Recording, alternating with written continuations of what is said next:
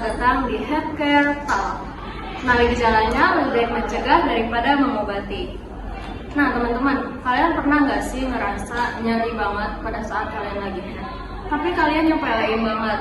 Nah, itu yang bakal kita bahas pada hari ini. Sebenarnya perempuan-perempuan di luar sana kadang tuh suka menyepelekan banget apa yang mereka alami pada saat lagi head. Kita bakal bahas penyakit endometriosis.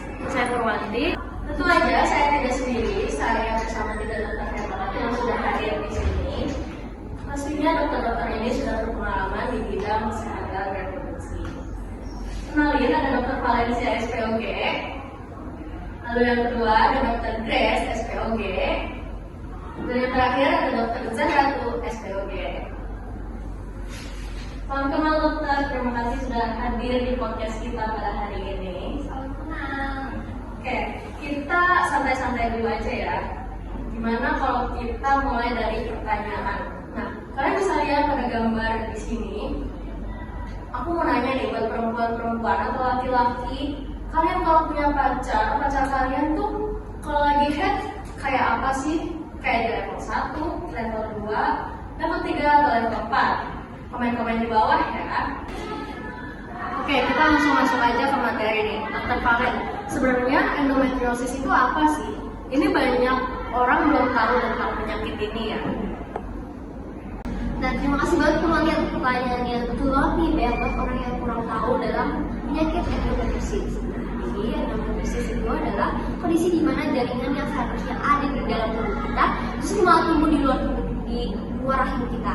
Nah, endometrium itu apa? Endometrium itu adalah jaringan yang melapisi dinding rahim kita. Nah, jadi sebelum kita menstruasi, kita nih para cewek-cewek, endometrium itu akan menebal terus menjadi tempat untuk menempel sel-sel telur pada sel-sel telur yang dibuahi. Nah, bila sel telur dibuahi, endometrium itu keluar sebagai mens kita. Nah, nih menstruasi kita. Lalu pada endometrium itu, jaringan endometrium yang tumbuh di luar rahim itu ikut menebal. Yang tadi aku bilang, yang di luar rahim itu tumbuh, nah, itu ikut menebal.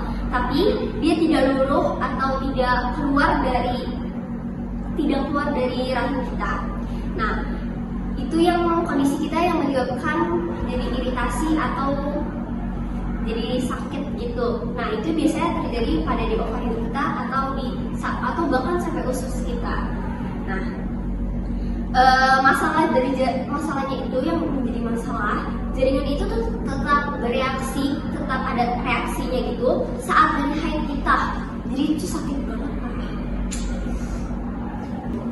Wah, berarti ini bukan sekadar sakit haid yang biasa dulu ya dok? Betul banget tuh, apalagi sampai udah ganggu aktivitas kita, itu harus diperhatikan. Nah, aku mau nanya nih ya, juga banyak remaja yang salah paham. Mereka pikir ya emang itu sakit, padahal kalau sampai harus izin ke sekolah dan harus itu terus nggak bisa berdiri dan rasanya itu tusuk-tusuk di dalam perut itu sudah tanda-tanda ya, jangan sepele. Baik, terima kasih dokter Valen atas penjelasannya. Nah, selanjutnya ternyata penyakit ini ada tahapan-tahapannya juga loh guys. Oke, dokter Zahratu bisa dijelaskan tahap-tahapannya? Ada 3 tahapan endometriosis. Yang pertama, endometriosis ringan, berjumlah sedikit dan berukuran sangat kecil. Lalu sangat sulit didiagnosis karena masih terisolasi. Yang kedua, ada endometriosis sedang, berukuran sedang dan menonjol, serta jaringan endometriosis sudah mulai lengket, dapat didiagnosis. Lalu yang ketiga, ada endometriosis di akhir atau berat, berukuran besar, dapat menyebar pada organ lain seperti lambung, usus, dan lainnya. Lalu dapat terjadi tekanan pada organ dalam dan terus berkembang selama siklus menstruasi. Terakhir, dapat tumbuh kembali setelah operasi. Oke, terima kasih dokter Zahratu atas penjelasannya. Nah, pastinya setiap penyakit ada tanda-tandanya kan? Untuk endometriosis ini sendiri, apa sih tanda-tandanya dokter Grace? Bisa dijelaskan? Nah, gejala tandanya banyak banget. dari kram bagian bawah perut atau diarea panggul. Lalu ada juga yang dia sakit sebelum atau saat haid itu sendiri. Lalu ada juga yang dia sakit banget padahal nggak ada haid sama sekali. Lalu ada juga yang dia mengeluarkan darah yang lebih banyak pada haid biasanya. Ada juga dia mengalami gangguan pencernaan, biasanya karena efek samping nyeri yang sakit banget. Lalu ada juga yang sakit pada saat berhubungan intim. Lalu ada juga yang dia tidak bereaksi apapun pada perda nyeri obat apapun. Jadi perda nyeri yang dimakan pun tidak mengalami efek apapun. Saya mau tanya nih dok, kalau misalnya kita udah ngalamin gejala, tapi cuma satu gejala aja yang kita alami, kita udah harus waspada nggak? Nah, jika kita mengalami satu gejala saja, bukan berarti itu mengalami endometriosis. Cuman kalau kita mengalaminya berulang-ulang dan sampai mengganggu aktivitas sehari-hari kita wajib meriksanya dulu ke dokter. Tapi yang sering bikin khawatir itu sebenarnya penyakit ini bisa menyebabkan mandul nggak? Bisa, tapi tidak semua orang yang mengalami endometriosis harus mengalami mandul. Mandul hanya untuk beberapa kali saja pada pengalaman penyakit endometriosis. Sebenarnya endometriosis bisa mengganggu ovulasi dan menyebabkan peradangan organ serta mengganggu kualitas sel telur. Tetapi banyak juga kok pasien yang tetap bisa hamil dengan penanganan yang tepat. Baik, terima kasih atas penjelasannya Dr. Grace dan juga Dr. Zaratu. Next kita bakal masuk ke penyebab nih. Mungkin Dr. Zaratu bisa dijelaskan apa penyebabnya biar teman-teman semua bisa aware sama kesehatan reproduksi mereka. Sebenarnya itu ada beberapa faktor. Faktor yang pertama, genetik atau keturunan. Adanya riwayat keluarga seperti ibu atau saudara terkuat dengan endometriosis bisa meningkatkan resiko terkenanya penyakit ini. Lalu yang kedua ada gangguan sistem imun. Adanya gangguan dengan sistem kekebalan tubuh, membuat tubuh tidak mampu mengenali dan menghancurkan jaringan yang mirip endometrium yang tumbuh di luar rahim. Lalu yang ketiga ada perubahan sel embrionik.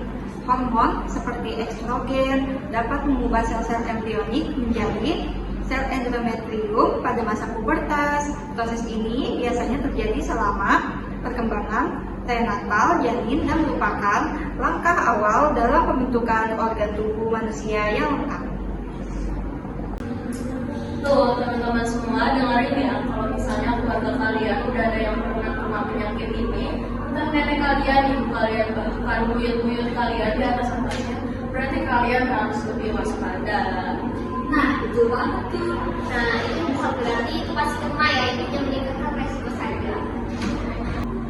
Baik, setelah kita bahas dan teman-teman tahu tentang penyebab dari penyakit ini, pasti muncul pertanyaan, penyakit ini bisa dicegah nggak sih? Mungkin dokter kalian bisa dijelaskan mengenai pencegahannya.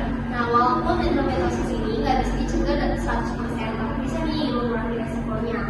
Nah, tapi itu olahraga. Jadi kita nggak boleh tuh yang namanya 100% di rumah terus atau kayak terbakar gitu yang 24 jam itu nggak boleh. Kita bisa melakukan olahraganya atau jalan kaki. Kalau yang kedua itu ada mengelola stres. Nah, kita yang biasanya nih anak muda atau Gen Z yang suka banget mendem masalah atau nangis tapi dipendem gitu, itu nggak boleh banget. Itu kalian bisa cerita ke teman kalian atau psikolog atau lebih ahlinya ya. Lalu yang ketiga itu mengurangi kafein. Itu nggak boleh banget kafein yang sampai 3 hari sekali, itu nggak sehat banget. Apalagi 5 hari sekali itu nggak boleh banget. Sepertinya 2 hari itu sekali itu boleh, atau mengurangi kafein berlebihan. Lalu yang keempat itu ada terapi untuk endometriosis ini. Berarti yang paling penting itu menjaga dari diri kita sendiri ya dok. Betul, jangan sampai kita lebih kenal jadwal drakor kita daripada siklus haid kita sendiri. Ini kenal banget sih. Tapi emang ada ya yang lebih hafal jadwal drama daripada jadwal haidnya sendiri. Banyak banget nih cewek-cewek yang mau nungguin drakornya sekarang itu. Nah, mencatat siklus menstruasi itu sangat penting. Jadi kita bisa lebih tahu dalam sebulan kita bisa main berapa kali. Kalau kita nggak tahu itu bakal sangat bahaya untuk kita. Apalagi sekarang udah banyak apps yang bantu kita untuk di HP. Kalian semua di HP kan, itu sangat membantu kita supaya kita bisa melihat siklus menstruasi kita dengan baik. Coba jujur ya teman-teman semua, siapa yang nggak hafal sama jadwal headnya sendiri. Mulai sekarang jangan lupa download aplikasinya ya, dan kalian harus mencatat jadwal-jadwal head kalian, karena itu beneran penting banget guys. Oke, sekarang kita bakal masuk ke pembahasan materi yang merinding banget. Kalau misalnya kita udah kena penyakit ini, gimana sih cara mengobatinya, dokter Grace? Nah, sebenarnya pengobatan 100% untuk endometriosis itu nggak ada. Adanya itu cara menguranginya atau cara mencegahnya. Nah, cara mengurangi atau memperlambatnya itu ada 3 cara pada umumnya. Yang pertama adalah memakan obat pereda nyeri, ada terapi hormon, dan ada operasi.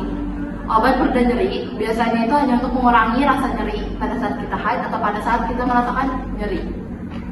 Biasanya yang kita makan itu ibuprofen atau paracetamol, dan biasanya itu juga yang biasanya dijual dengan bebas dan dianjurkan oleh para dokter.